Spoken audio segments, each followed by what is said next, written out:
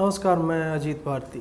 इस मुस्कुराते हुए चेहरे को देखिए, इन्हें शायद आप तब जान पाए होंगे जब जनवरी में इनके योगदान के लिए भारत सरकार ने पद्म भूषण से इन्हें सम्मानित किया था। आज जो कांग्रेस देश की हर उपलब्धि पर नेहरू की टोपी और इंदिरा गांधी की नाक लेकर पहुंच जाती है, उसी कांग्रेस को वैज्ञानिक नाम्बी नारायणन को देशद्रोही और गद्दार बताकर उनके करियर से होने वाले निजी नुकसान और भारतीय रॉकेट रिसर्च को हुए वृहद नुकसान की भी जिम्मेदारी ले लेनी चाहिए।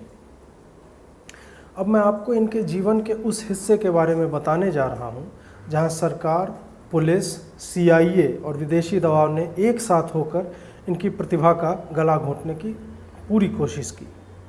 यह रिपोर्ट नाम्बी नारायण जी की आत्मकथा रेडी टू फायर पर आधारित है, जिन्हें अनंत कुमार और आशीष नौटियाल ने तैयार की है।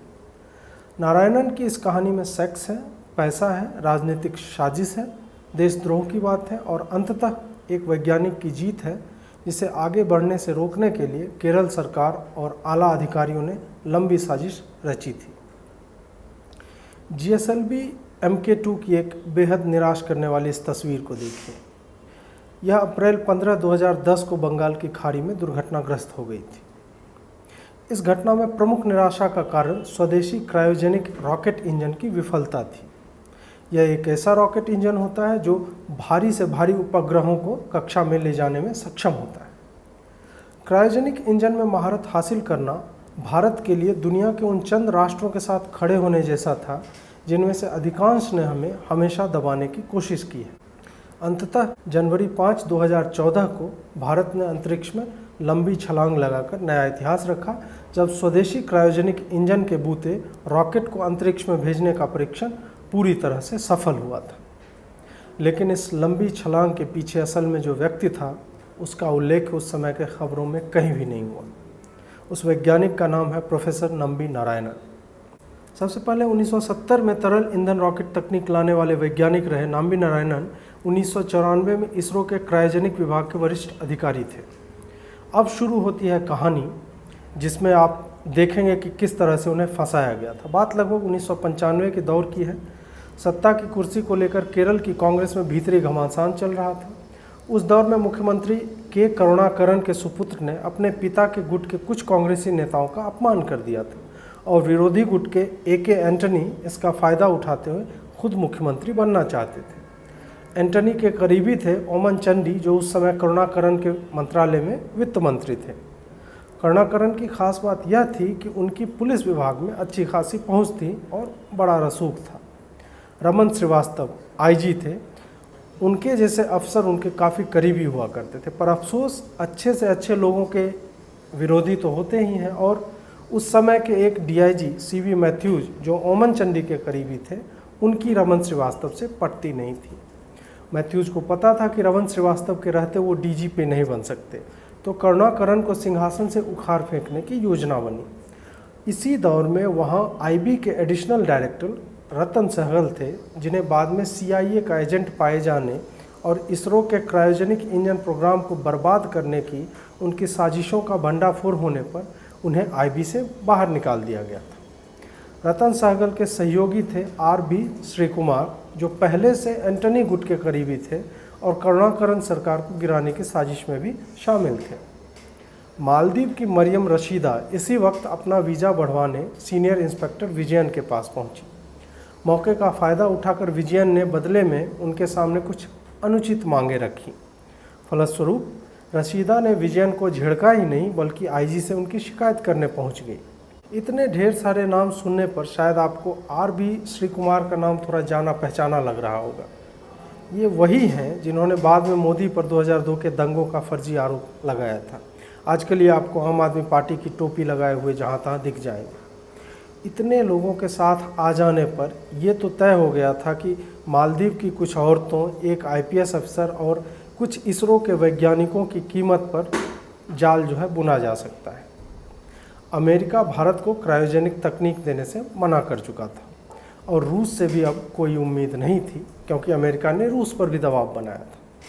फिर भी नाम्बी नारायणन और शशि कुमार इस प्रोजेक्ट पर लगातार काम कर रहे थे और सरकार को उन्होंने दिलासा दिया था। जालसाजों को इतना पता था कि इनके ना होने से ये पूरा प्रोग्राम डूब जाएगा और भारत का अंतरिक्ष और मिसाइल कार्यक्रम कई साल पीछे चला जाएगा। एक दिन सुबह अचानक खबर आनी शुरू हुई कि मालदीव की 2 सुंदरियों मरियम रशीदा और फब्जिया हसन ने भारत के 2 वैज्ञानिकों को हनी ट्रैप में फंसा लिया है। जिस्म और कुछ लाख डॉलर के बदले में इन वैज्ञानिकों ने भारत के क्रायोजेनिक इंजन का प्रोग्राम बेच डाला था। इस तरह की हेडलाइन जो है चलने लगी। मलयालम मीडिया से शुरू हुई इस खबर को राष्ट्रीय मीडिया में भी जगह मिली। फिर बी ग्रेड की फिल्मों जैसा कथानक लिखने वालों की खोज हुई और मालदीव की औरतों, वैज्ञानिकों और मुख्यमंत्री के करीबी कहे जाने वाले बड़े पुलिस अधिकारियों की मसालेदार कहानियाँ जो है गढ़ी गई। थोड़े ही दिन में लोगों को भी लगने लगा कि इसरो के इस जासूसी कांड में मुख्यमंत्री की भी मिली भगत है। आईजी रमन श्रीवास्तव और करुणाकरन पर शिकंजा कसने लगा। लगातार अखबारों में आती खबरों के मद्देनज़र हाईकोर्ट ने मामले का संज्ञान लिया और ओमन चांडी ने इसी वक्त इस्तीफा दिया। आखिरकार करुणाकरन को भी इस्तीफा देना पड़ा और एंटनी मुख्यमंत्री बने। उन्हें पता था कि मामला तो कुछ है ही नहीं, इसलिए केस सीबीआई को सौंप दिया गया। नारायणन और शशि कुमार की उस समय घनघोर भर्त्सना हुई। ऑटो रिक्शा वाले तक नारायणन की पत्नी को पहचान कर बिठाने से इनकार करने लगे। यहाँ तक कि उनके बच्चों को भी जासूस गद्दार का बच्चा बताया गया। सीबीआई ने जांच शुरू की तो पहले ही हफ्ते में पता चल गया कि शुरुआती सबूत ही फर्जी हैं और इसमें किसी भी तरह का कोई मुकदमा जो है बन नहीं पाएगा। फिर भी मीडिया में वैज्ञानिकों के घर से काफ़ी नकद मिलने की खबरें उड़ाई गईं, जो कि सीबीआई को कभी मिली ही नहीं थी। सीबीआई ने अदालत में कहा कि ये केरल पुलिस की काफ़ी सोची समझी साजिश थी। केरल पुलिस के सीबी मैथ्यूज़, विजयन और के जोशुआ के अलावा आईबी के आरबी श्री कुमार पर मुकदमा चलाने की सिफारिश सीबीआई ने कर दी। इस मामले में सुप्रीम कोर्ट ने सभी अभियुक्तों को रिहा किया और केरल सरकार को पुलिस अधिकारियों पर कार्रवाई करने को कहा। सीबी मैथ्यूज़ को ओमन चांडी ने मुख्यमंत्री बनने पर चीफ इंफॉर्मेशन कमिश्नर बनाया। रतन सहगल भारत के परमाणु कार्यक्रम संबंधी राज सीआईओ को बेचते पकड़े गए और वो यूएसए भाग गए। आपको आरबी श्री कुमार तीस्ता सीतलवाड़ के बगल में बैठे नज़र आ जाएंगे। एंथनी तो भारत के रक्षा मंत्री ही हो गए और उनके बाद इस सरकार की शुरुआत में सेना के पास 20 दिन का गोला बारूद नहीं था। हाँ, दोनों वैज्ञानिक फिर से शोध में नहीं गए और उन्हें क्लर्क वाला काम थमा दिया गया। आप समझ सकते हैं कि इससे भारत के अंतरिक्ष और मिसाइल कार्यक्रम का क्या हुआ होगा। शायद वो अंदाज़ा लगाना अब मुश्किल नहीं है। आज इस कहानी का जिक्र प्रासंगिक हो जाता है क्योंकि आज प्रियंका गांधी ने हमें बताया है कि भारत में माचिस की डिब्बी से लेकर मिसाइल तक जो कुछ भी है वो कांग्रेस की ही देन है। उस पर हम एक अलग वीडियो लेकर थोड़ी देर में आ रहे हैं।